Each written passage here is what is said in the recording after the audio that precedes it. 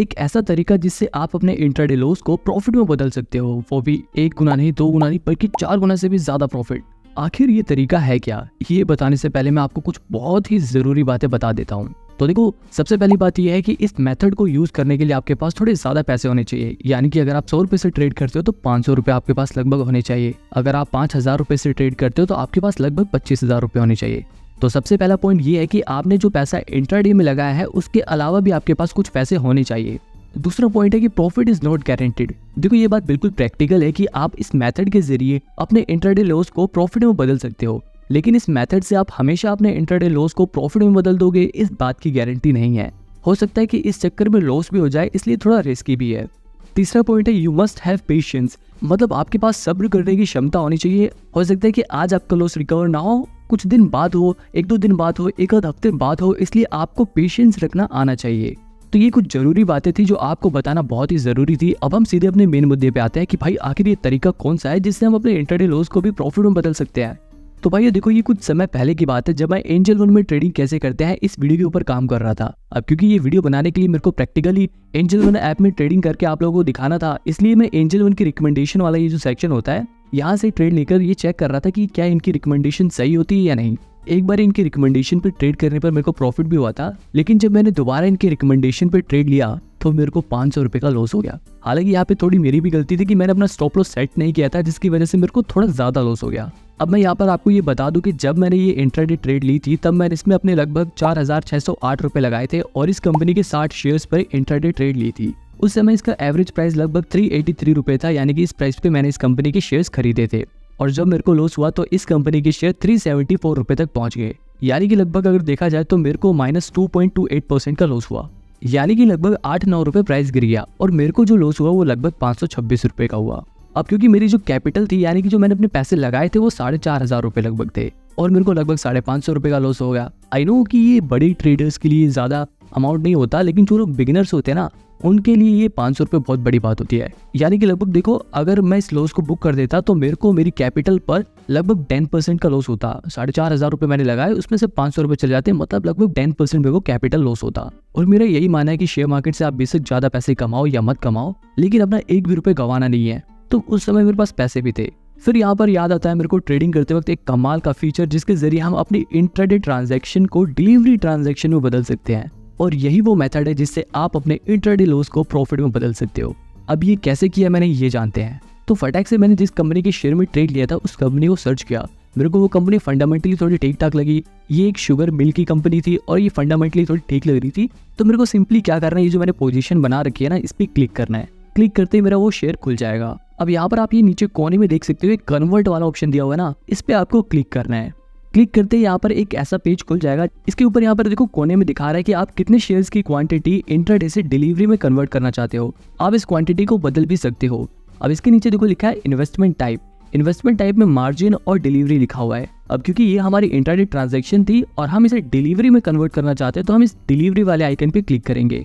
अब इसके नीचे देखो छोटे छोटे अक्षरों में लिखा हुआ है conversion will revise the charges of original order. यानी कि अगर आप इंट्राडे से उसे डिलीवरी में कन्वर्ट करते हो ना तो उसके चार्जेस बदल जाएंगे। अब क्योंकि इंट्राडे में जो ब्रोकर होता है वो अलग चार्ज काटता है और डिलीवरी में अलग चार्ज काटता है। तो इसमें क्या होगा, पहले आपके जो चार्जेस लगे थे वो इंट्राडे ट्रांजैक्शन के हिसाब से लगे थे, लेकिन आप क्योंकि अब उसे डिलीवरी में कन्वर्ट कर रहे हो तो आपके जो चार्जेस होंगे वो डिलीवरी ट्रांजैक्शन के हिसाब से लगेंगे। अब यहाँ पर एक और फायदे की बात यह है कि इंट्राडे ट्रेड पर जो चार्जेस होते हैं वो ज्यादा लगते हैं, लेकिन डिलीवरी ट्रांजैक्शन में अगर मतलब आप 2-3 दिन बाद शेयर को होल्ड करके बेचते हो तो उस पर कई सारे ब्रोकर वैसे भी डिलीवरी ट्रांजैक्शन पर 0 ब्रोकरेज लेते हैं, मतलब आपके चार्जेस भी कम हो जाएंगे। तो मतलब चार्जेस का भी फायदा हो जाएगा। और हाँ, यहाँ पर आपको कंफ्यूजन ना हो इसलिए मैं आपको एक और बात बता दूं कि जो चार्जेस आपके पहले लग चुके हैं उसी को रिवाइज कर दिया जाएगा, मतलब उसे चेंज कर दिया जाएगा। ऐसा नहीं है कि आपके चार्जेस 2 बार लग रहे हैं। रिवाइज करने का मतलब बदल रहे हैं चार्जेस।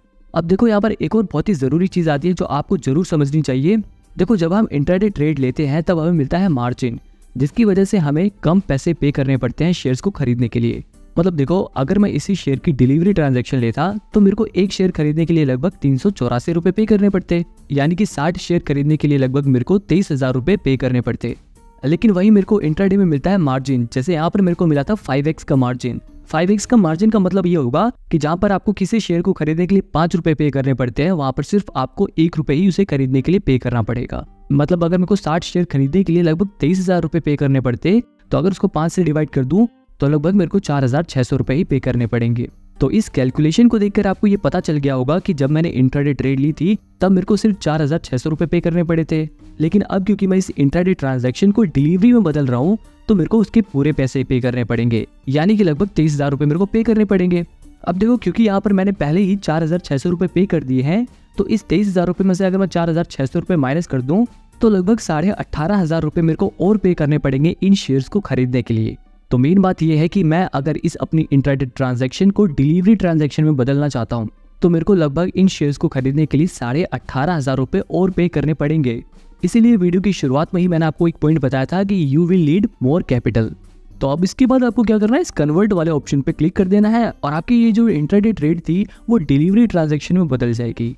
डिलीवरी में कन्वर्ट करने के बाद पहले दिन तो मेरे को कुछ ज्यादा फायदा नहीं हुआ था, लेकिन मेरा जो लॉस है वो लगभग आधा हो चुका था। और 1-2 दिन और जब मैंने उन शेयर्स को होल्ड किया और उन शेयर्स का प्राइस बढ़ा तो मेरा जो लॉस था वो बिल्कुल 0 हो गया था। लेकिन मैं तब भी अपने शेयर्स को बेचा नहीं, मैंने कुछ दिन और होल्ड किया। कुछ दिन और उन शेयर्स को होल्ड करने के बाद जब उन शेयर्स का प्राइस और बढ़ा तो मेरा प्रॉफिट धीरे धीरे और बढ़ गया। पहले मेरे को लगभग 500 रुपए का लॉस हो रहा था, वही लॉस मेरा लगभग 500 रुपए के प्रॉफिट में बदल गया। और ऐसा करते करते कुछ दिन बाद मेरा वो 500 रुपए का लॉस लगभग 2200 रुपए के प्रॉफिट में आ गया। अब देखो, जब मैंने इन शेयर्स को होल्ड किया था तो ऐसा नहीं है हर दिन इस शेयर का प्राइस बढ़ रहा था, किसी दिन इन शेयर्स का प्राइस गिर भी रहा था, जिसकी वजह से मेरा प्रॉफिट कम भी हो जा रहा था। लेकिन देखो, क्योंकि ये कंपनी उस समय थोड़ी फंडामेंटली ठीक ठाक थी, इसलिए इस कंपनी का शेयर वापस बढ़ा और मेरा जो प्रॉफिट है वो भी बढ़ गया। यहाँ पे आप देख सकते हो कि मैंने जो टोटल अमाउंट इन्वेस्ट किया था वो लगभग 23,000 रुपए था और वो 23,000 रुपए मेरे लगभग 25,000 रुपए में बदल गए। मतलब लगभग मेरे को 2200 रुपए का प्रॉफिट हुआ। पहले मेरे को लगभग मेरी कैपिटल पे 10% का लॉस हो रहा था, लेकिन अब मेरे को मेरी कैपिटल पर लगभग 10% का प्रॉफिट हो रहा है। अब देखो, आई होप आपको कैसे इंट्राडे ट्रेड को डिलीवरी में बदलते हैं ये आपको पता चल गया होगा। लेकिन यहाँ पर कुछ बातें ध्यान देने वाली भी हैं। जैसे मेरे केस में यहाँ पर तो क्योंकि ये कंपनी ठीक ठाक थी इसलिए इनका शेयर प्राइस बढ़ गया, लेकिन मान लो अगर ये कंपनी अच्छी नहीं होती और इस कंपनी का शेयर प्राइस बढ़ने की जगह गिर जाता तो मेरे को और भी ज्यादा नुकसान हो जाता। इसलिए मैंने आपको शुरुआत में ही बता दिया था कि थोड़ा रिस्की भी है।